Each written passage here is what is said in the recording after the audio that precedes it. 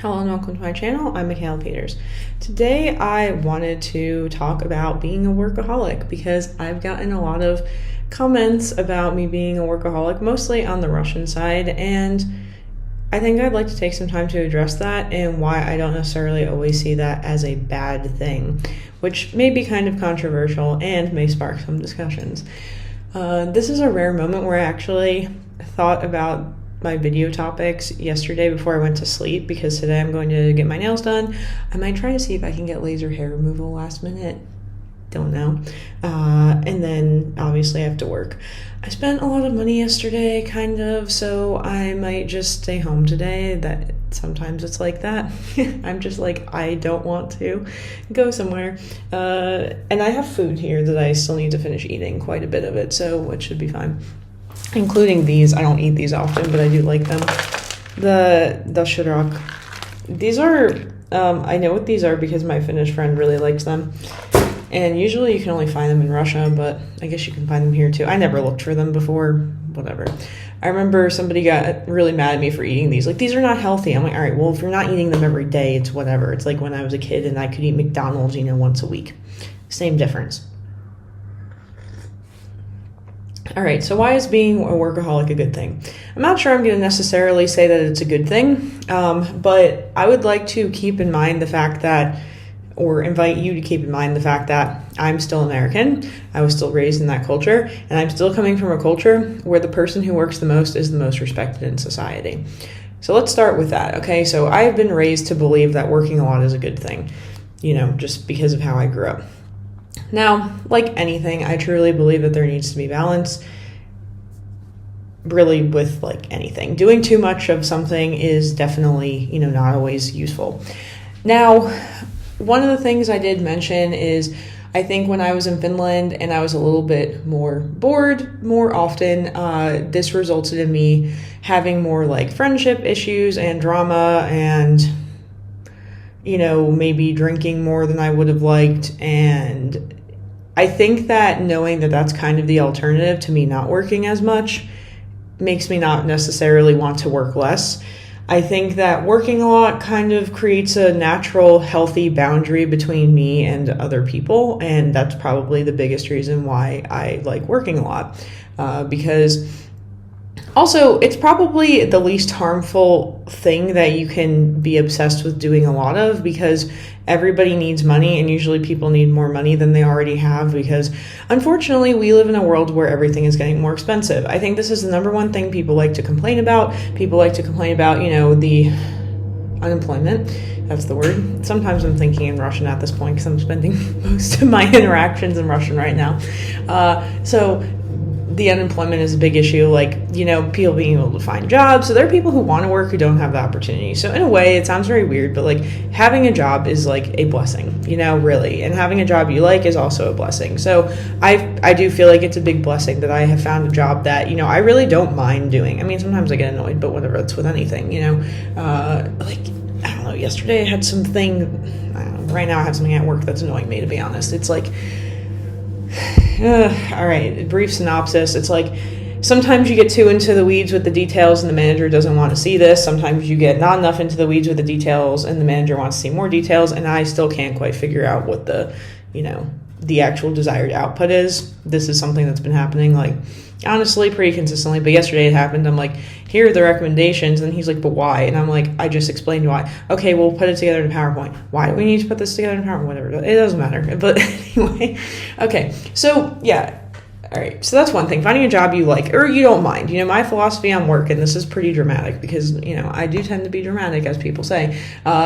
Work is about finding something where at the end of the day you don't want to kill yourself or somebody else. Yeah, it's not about I love my job. It's impossible to love your job all the time. It's impossible to love anything all the time. So I just don't think that that's the goal.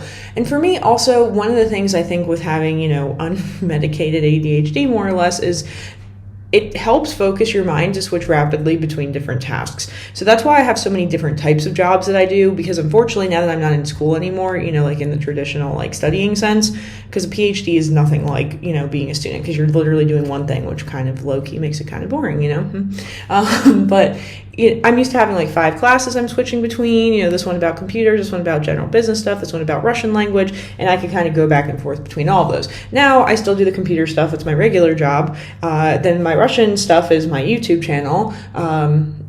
What is the English side of the YouTube channel? Me philosophizing, no idea. And then the teaching English is English, okay, and teaching, which is not necessarily something that I've ever spent a lot of time doing, but that makes it interesting, right? I mean, I've done it actually. I used to teach Russian more than English at this point.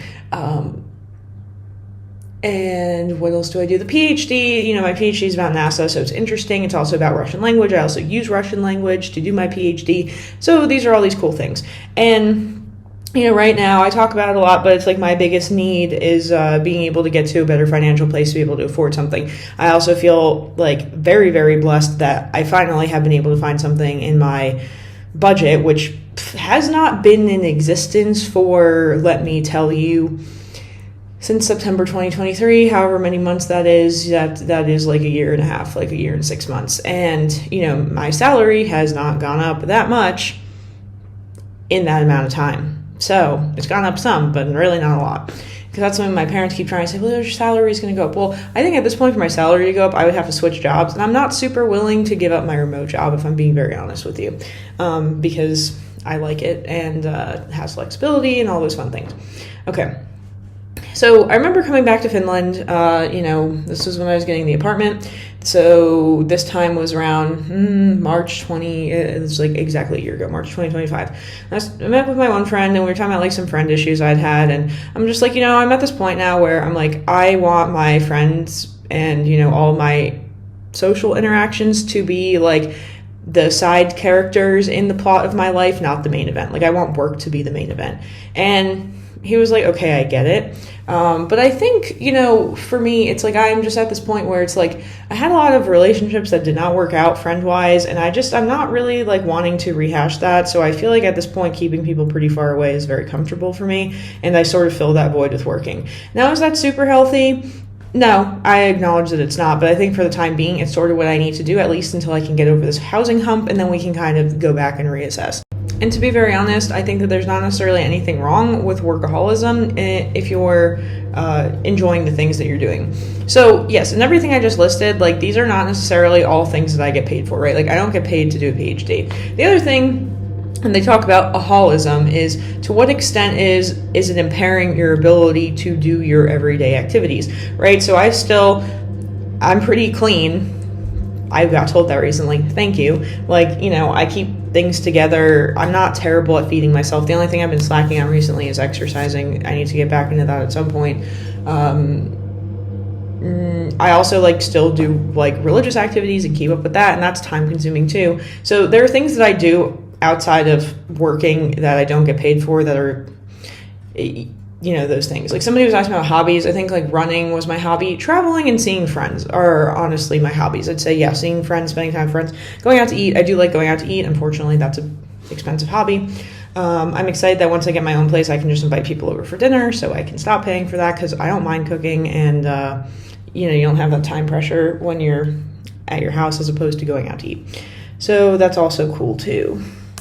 So again, this goes back to is it causing problems in your life? And I think the other thing to keep in mind, so I'm not a short sleeper. I was not blessed with that gene, like my grandmother, my mom. My grandmother and my mom both have so much energy. Like my grandmother is constantly scurrying around, going here, going there, has a million friends, invites people over for dinner, does this, does that, travels here, travels there. It's just like, I think I saw that growing up and I was like, oh, cool, that looks fun. I can do that. And, I enjoy my life the way it is, to be honest. I mean, I'd like to travel less. And this is something I've been explaining to people being here is that I'm probably after this going to do 2 vacations a year and that's it. Because I just don't have the strong desire to keep moving anymore. It's, because this housing thing. And like I said, I think kind of once that falls into place, everything's going to get easier. It's just, it's been such a big dramatic process and it's really a lot. So yeah, again, it goes back to, is it causing issues in your life? That's when you need to stop and reconsider, should this, be something I work on.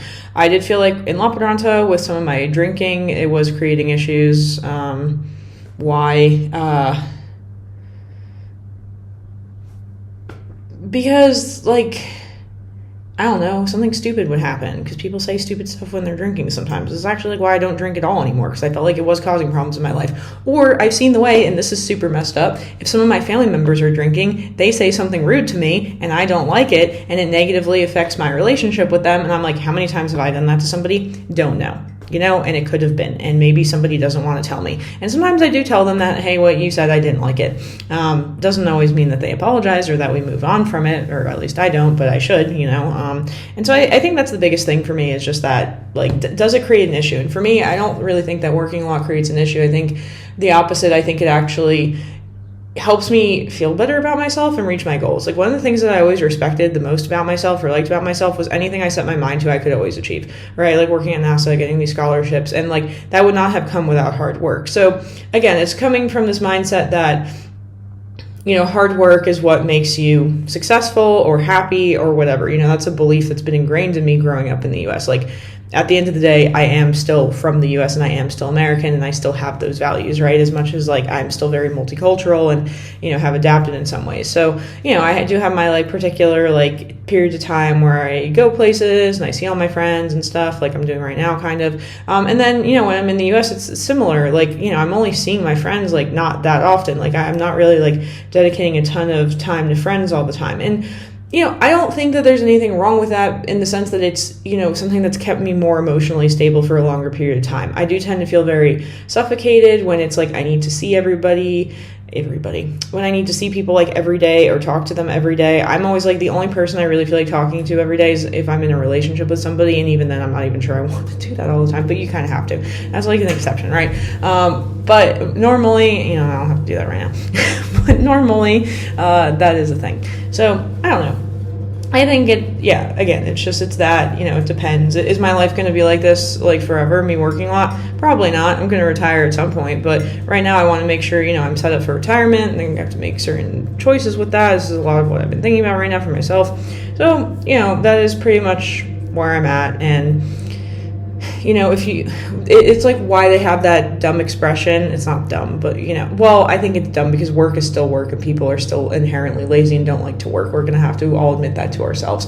But if you want something, you have to work for it. But it's the whole thing where it's like, if you love what you do, you've never worked a day in your life. And I do love working and accomplishing things. Okay. So I don't sit there and think about, oh, it's so hard, it's so much work. Yes, it is. But that's one thing you will not hear me complain about. I may complain about people being annoying, maybe even people being annoying at work. I did just complain about that. But I'm not going to complain about, I have to work so hard. Actually, I have been kind of recently with the housing thing, because I felt like there was no way out. But like I said, now that I found like one thing within budget, I'm like, all right, let's make this a reality. Yeah, and I might also be one of these super anxious people who's like trying to pay off my mortgage super quick. So yeah, maybe I'm going to be working more at the beginning of that till I get like a nice snowball at that, and then I can kind of relax more. I don't know. I keep telling myself eventually I'm going to relax, but maybe that's just not who I am, and that's not what I want. And you know what? Maybe there's nothing wrong with that either. All right, that's all I have for today. I don't know if it was interesting, but it is what it is for now. All right, until my next video. Bye.